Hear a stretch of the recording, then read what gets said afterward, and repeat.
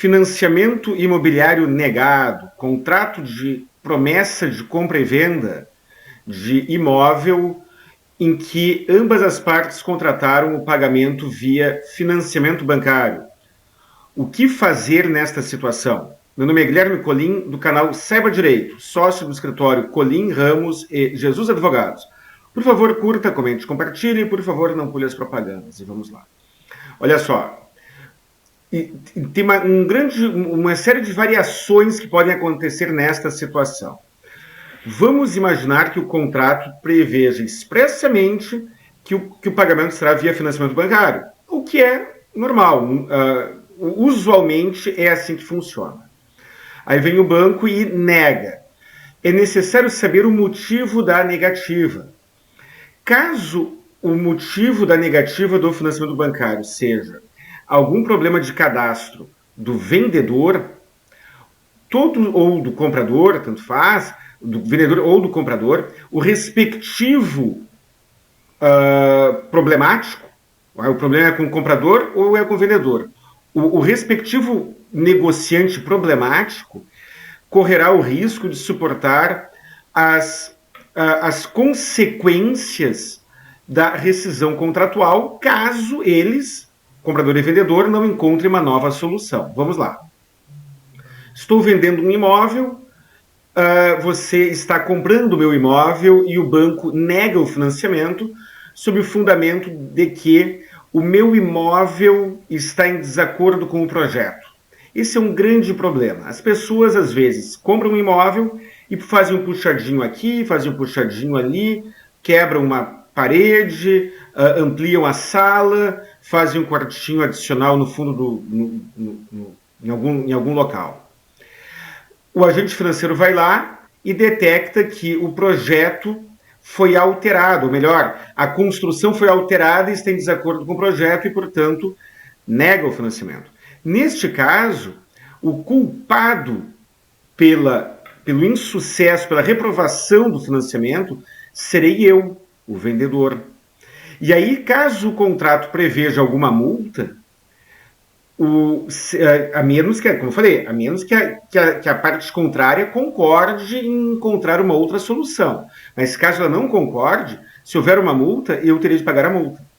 Eu terei de pagar a comissão de corretagem, porque o corretor trabalhou e o corretor não pode ser prejudicado pela inadequação do meu imóvel e não poderá ele perder a comissão de corretagem dele. Caso eu já tenha transferido a posse, a pessoa caso eu, vendedor, já tenha permitido a ocupação por você, comprador hipotético, todos os custos e transtornos e despesas da sua remoção do imóvel, que se o contrato for desfeito, eu ficarei com ele, por óbvio. Todo esse custo será meu. A indenização por perdas e danos será de responsabilidade minha. Caso haja algum dano moral, e aí ele precisa ser provado, eu terei de pagar. Os valores que eu recebi, eu terei de devolver corrigidos, ainda que o contrato não preveja a correção monetária. O contrato talvez tenha previsão de arras. Caso haja previsão de arras no contrato, eu terei de devolver em dobro o que eu paguei. Porém, eu, sabedor que meu imóvel tem um puxadinho aqui, um quartinho ali, uma parede que eu quebrei aqui, a sala que eu ampliei lá, esse tipo de coisa, eu, sabedor disso, talvez eu converse previamente com o comprador e diga, olha, eu alterei o projeto, não sei se o banco aprovará. E aí, então, eu posso negociar e incluir no contrato uma cláusula prevendo que, na hipótese de negativa do financiamento bancário, por tal motivo, o contrato será desfeito sem ônus para nenhuma das partes, por exemplo. Se tiver essa cláusula, beleza. Todos foram avisados dos riscos. Outra questão, outra situação que pode impedir o financiamento imobiliário por culpa do vendedor. Nome sujo. Os bancos, alguns são mais flexíveis, outros são menos flexíveis.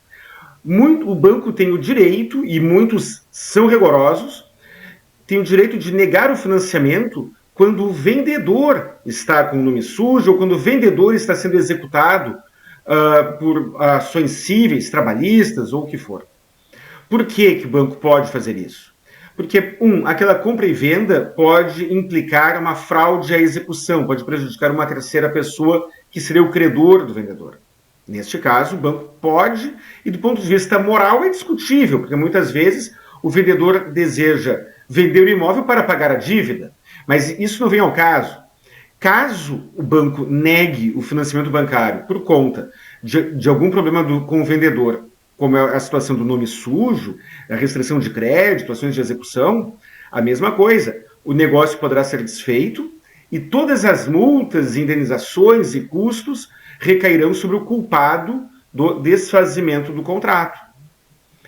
Isso também pode ser anulado, pode haver uma vacina no contrato, prevendo uma cláusula explicando que o comprador está ciente de que o vendedor tem tal e tal a execução tramitando contra ele, que o vendedor está com o nome sujo, está com o nome no SPC, no Serasa, onde for.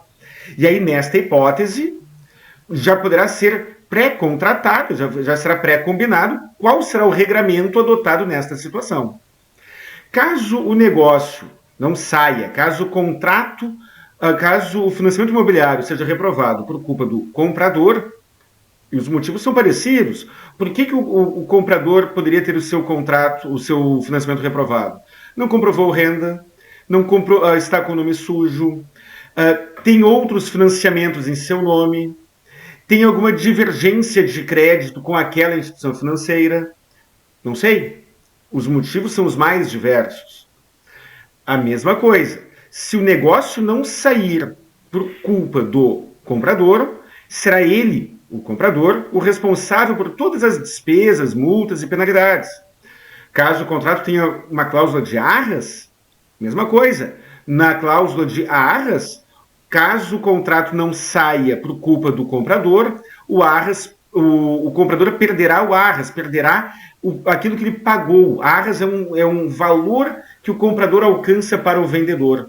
E aí, se ele, comprador, desistir do negócio ou for culpado pelo seu insucesso, ele perderá o que pagou. E se o vendedor desistir do negócio ou for culpado pelo insucesso, ele terá de devolver em dobro. A mesma coisa. E a vacina é a mesma. O que é combinado não sai caro.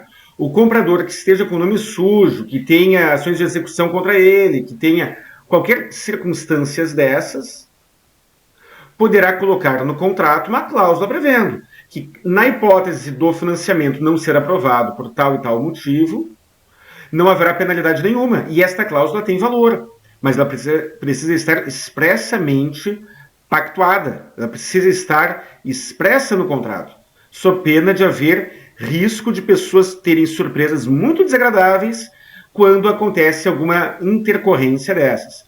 O corretor, a mesma coisa. No silêncio do contrato, a comissão de corretagem é devida. Via de regra, a comissão de corretagem deve ser paga pelo vendedor, a menos que haja uma contratação no sentido diverso.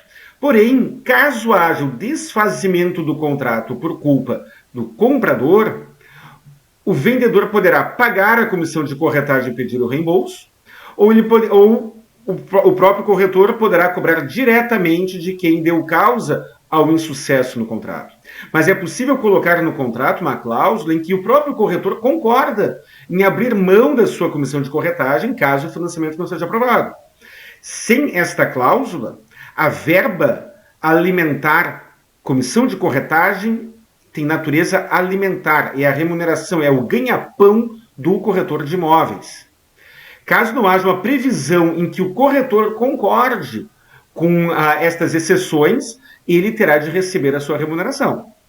Fique ciente disso antes de sair contratando. Pessoal, um grande abraço e até o próximo vídeo.